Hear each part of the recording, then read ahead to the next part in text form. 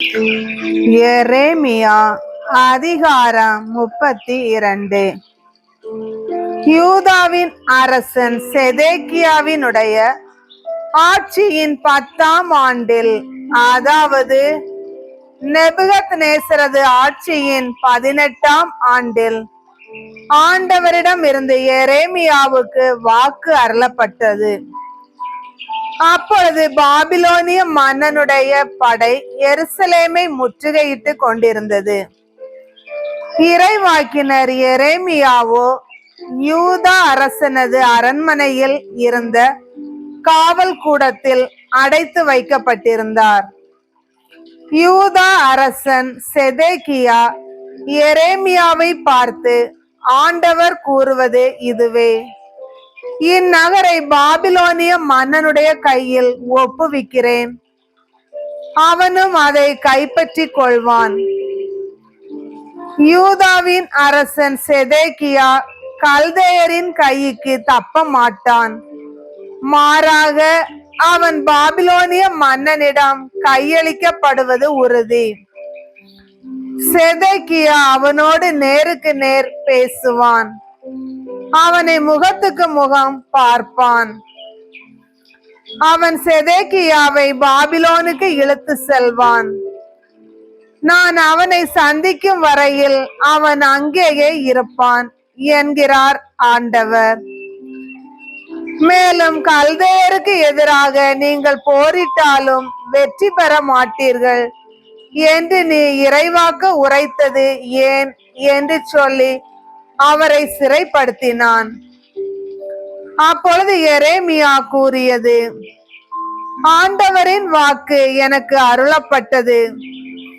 இதோ, உன் உறவினன் கல்லூமின் மகன் அனமேல் உன்னிடம் வந்து, அனதோத்தில் இருக்கும் என் நிலத்தை நீ விலைக்கு வாங்கிக் கொள், ஏனெனில்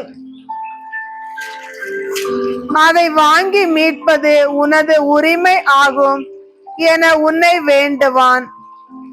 ஆண்டவர் உரைத்திருந்தவாறே என் உறவினரின் மகன் அனமேல் காவல் கூடத்தில் இருந்து என்னிடம் வந்து, தயவு செய்து பென்யமின் நாட்டில் அனதோத்தில் உள்ள என் நிலத்தை நீர் விலைக்கு வாங்கிக் கொள்ளும், ஏனெனில் அதை மீட்டு உடைமையாக்கிக் கொள்வது உமது உரிமை. நீரே அதை வாங்கிக் கொள்ளும் என்று வேண்டினார். அப்பொழுது அது ஆண்டவரின் வாக்கு என்று நான் அறிந்து கொண்டேன். அதன்படி அனதோத்தில் இருந்த அந்த நிலத்தை என் உறவினரின் மகன் அனமேலிடம் இருந்து நான் வாங்கினேன். அதற்கு விலையாக 17 செக்கேல் வெள்ளியை அவரிடம் நிறுத்து கொடுத்தேன். பத்திரத்தில் கையெழுத்திட்டு அதில் முத்திரையிட்டேன். சாட்சிகள் முன்னிலையில் வெள்ளியை தராசில் வைத்து நிறுத்து கொடுத்தேன். பின்னர் விதிமுறைகளும் நிபந்தனைகளும் அடங்கிய முத்திரையிடப்பட்ட ஒப்பந்த பத்திரத்தையும் அதன் முத்திரையிடப்படாத நகலையும் நான் பெற்றுக்கொண்டேன். ஒப்பந்த பத்திரத்தை மாசேயாவின் பேரனும் நேரியாவின் மகனுமான பாரூக்கிடம் நான் கொடுத்தேன்.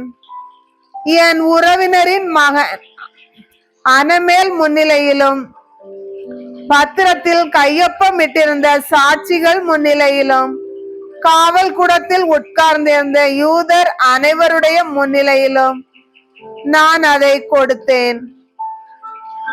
அவர்கள் முன்னிலையில் நான் பாரூக்கிற்கு கொடுத்த கட்டளையாவது: இஸ்ரவேலின் கடவுளாகிய படைகளின் ஆண்டவர் இவ்வாறு கூறுகிறார்: இந்த ஒப்பந்த பத்திரங்களை, அதாவது முத்திரையிடப்பட்டதையும் அதன் நகலையும் எடுத்துக்கொள். நீண்ட நாள் அவை பாதுகாப்புடன் இருக்கும் பொருட்டு அவற்றை ஒரு மண் பாண்டத்தில் போட்டு வை. ஏனெனில் இஸ்ரேலின் கடவுளாகிய படைகளின் ஆண்டவர் கூறுவது இதுவே: இந்நாட்டில் வீடுகளும் நிலங்களும் திராட்சை தோட்டங்களும் மீண்டும் விலைக்கு வாங்கப்படும். ஒப்பந்த பத்திரத்தை நேரியாவின் மகன் பாரூக்கிடம் ஒப்படைத்த பின்னர் நான் ஆண்டவரிடத்தில் வேண்டிக் கொண்டது, என் தலைவராகிய ஆண்டவரே, உம் மிகுந்த ஆற்றலாலும் ஓங்கிய புயத்தாலும் விண்ணையும் மண்ணையும் படைத்தவர் நீரே. உமக்கு கடினமானது எதுவும் இல்லை. ஆயிரம் ஆயிரம் பேருக்கு நீர் அருள் அன்பு காட்டி வருகிறீர். ஆனால் தந்தையரின் குற்றத்திற்கான தண்டனையை அவர்களுக்கு பின் அவர்களுடைய பிள்ளைகளின் மடியில் கொட்டுகிறீர். மாபெரும் ஆற்றல் மிகு இறைவா, படைகளின் ஆண்டவர் என்பதே உமது பெயராம். நீர் திட்டமிடுவதில் பெரியவர், செயலில் வல்லவர். மானிடரின் வழிகள் எல்லாம் உமது கண் முன்னே உள்ளன.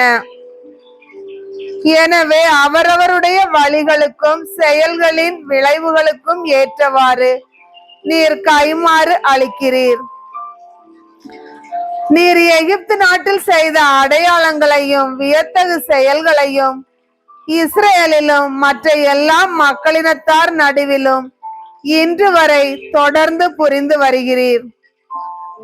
இன்று வரை உமது பெயருக்கு புகழ் தேடிக்கொண்டீர். அடையாளங்கள் மற்றும் வியத்தகு செயல்களால் பேரச்சம் உண்டாக வலிமை மிகு கையோடும் ஓங்கிய புயத்தோடும் உம் மக்கள் இஸ்ரேலை எகிப்து நாட்டினின்று நீர் கூட்டிக் கொண்டு வந்தீர். அவர்களுடைய மூதாதையருக்கு தருவதாக நீர் வாக்களித்திருந்த நாட்டை, பாலும் தேனும் வழிந்தோடும் இந்நாட்டை அவர்களுக்கு கொடுத்தீர். அவர்கள் வந்து அதை தங்கள் உடைமையாக்கி கொண்டார்கள். ஆனால் உம் குரலுக்கு செவி கொடுக்கவில்லை, உம் சட்டத்தையும் பின்பற்றவில்லை.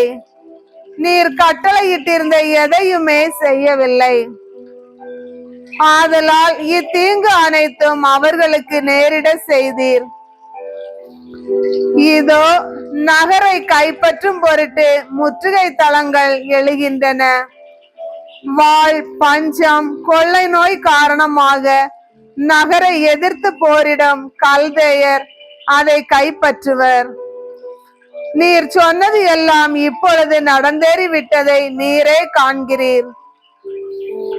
ஓ தலைவராகிய ஆண்டவரே, நீர் என்னை பார்த்து வெள்ளியை விலையாக கொடுத்து உனக்கு நிலத்தை வாங்கிக்கொள், அதற்கு சாட்சிகளையும் வைத்துக்கொள் என்று சொல்கிறீரே.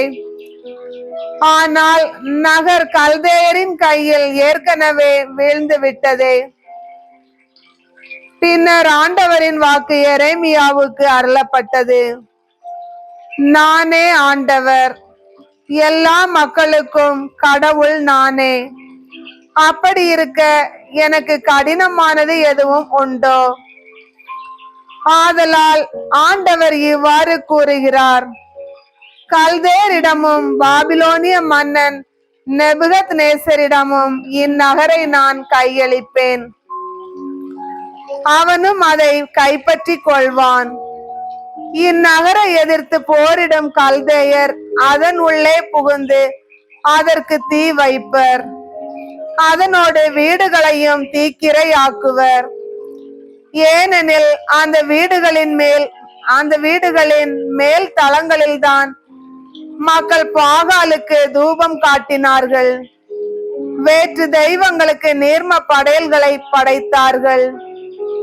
இவ்வாறு அவர்கள் எனக்கு சினம் ஊட்டினார்கள். இஸ்ரேல் மக்களும் யூதா மக்களும் தங்கள் இளமை முதல் எனது திருமுன் தீமை ஒன்றையே செய்து வந்துள்ளார்கள். ஆம், இஸ்ரேல் மக்கள் தங்கள் செயல்களால் எனக்கு சினமூட்டியதை தவிர வேறு எதுவும் செய்ததில்லை என்கிறார் ஆண்டவர். இந்நகர் கட்டியெழுப்பப்பட்டது முதல் இந்நாள் வரை என் சினத்திற்கும் சீற்றத்திற்கும் காரணமாய் இருந்துள்ளது. எனவே நான் அதை என் திருமுன்னின்று அகற்றி விடுவேன். ஏனெனில் இஸ்ரேலின் மக்களும் யூதா மக்களும் தங்களது எல்லா தீச்செயல்கள் மூலம் எனக்கு சினமூட்டியுள்ளார்கள். அவர்களும் அவர்களுடைய அரசர், தலைவர், குருக்கள், இறைவாக்கினர், யூதா மக்கள், எருசலேம் வாழ் மக்கள் ஆகிய அனைவருமே இவ்வாறு செய்துள்ளார்கள். அவர்கள் தங்களது முகத்தை அல்ல, முதுகையே எனக்கு காட்டினார்கள். திரும்ப திரும்ப நான் அவர்களுக்கு கற்றுக் கொடுத்திருந்தும் அவர்கள் அதற்கு செவி கொடுக்கவும் இல்லை, அறிவுரை ஏற்றுக்கொள்ளவும் இல்லை. எனது பெயர் விளங்கும் கோவிலை தீட்டுப்படுத்தும்படி தங்கள் அருவருப்பான சிலைகளை அதில் வைத்தனர். மோலேக்கு தெய்வத்துக்கு தங்கள் புதல்வர் புதல்வியரை தீயில் சுட்டரிக்கும்படி பென்னினோம் பள்ளத்தாக்கில் பாகாலின் தொழுகை மேடுகளை எழுப்பினார்கள். இத்தகைய அருவருப்பான செயலை செய்வதன் மூலம் யூதா பாவத்தில் விழ வேண்டும் என்று நான் அவர்களுக்கு கட்டளையிடவில்லை. இது என் எண்ணத்தில் கூட எழவில்லை. இப்பொழுதோ வாள், பஞ்சம், கொள்ளை நோய் காரணமாக இந்நகர் பாபிலோனிய மன்னனிடம் கையளிக்கப்பட்டுள்ளது என்று நீங்கள் இந்நகரை பற்றி கூறுகிறீர்கள்.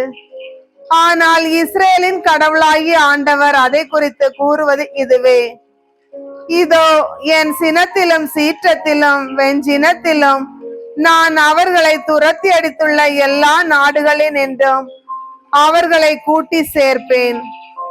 அவர்களை இந்த இடத்திற்கு திரும்ப கூட்டி வந்து பாதுகாப்புடன் அவர்களை வாழ செய்வேன்.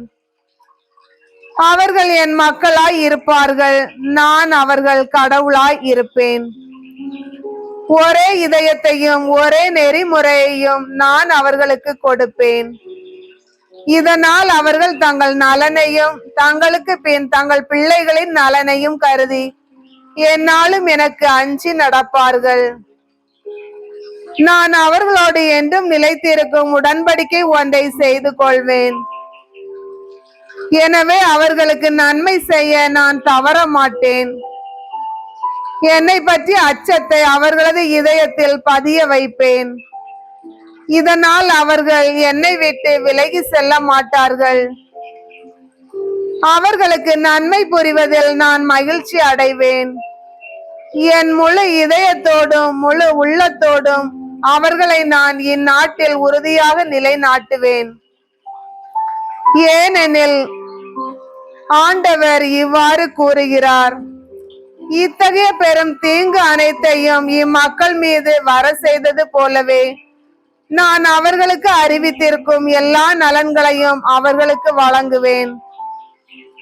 இது மனிதர்களோ விலங்குகளோ இல்லாத பாழடைந்த நாடு. இது கல்தையரிடம் கையளிக்கப்பட்டுள்ள நாடு என்று எந்த நாட்டை பற்றி நீங்கள் கூறுகிறீர்களோ அந்த நாட்டில் நீங்கள் மீண்டும் விலைக்கு நிலங்களை வாங்குவீர்கள். வெள்ளியை விலைக்கு கொடுத்து நிலங்கள் வாங்குவர், அவற்றுக்கு பத்திரம் எழுதி முத்திரை இடுவர். இவை சாட்சிகள் முன்னிலையில் பென்யமீன் நாட்டிலும் எருசலேமின் சுற்றுப்புறங்களிலும் யூதாவின் நகர்களிலும் மலை பகுதியில் உள்ள நகர்களிலும் செபேலாவை சார்ந்த நகர்களிலும் நெகேபை சார்ந்த நகர்களிலும் நிகழும். ஏனெனில் அடிமைத்தனத்தினின்று நான் அவர்களை திரும்ப வர செய்வேன் என்கிறார் ஆண்டவர்.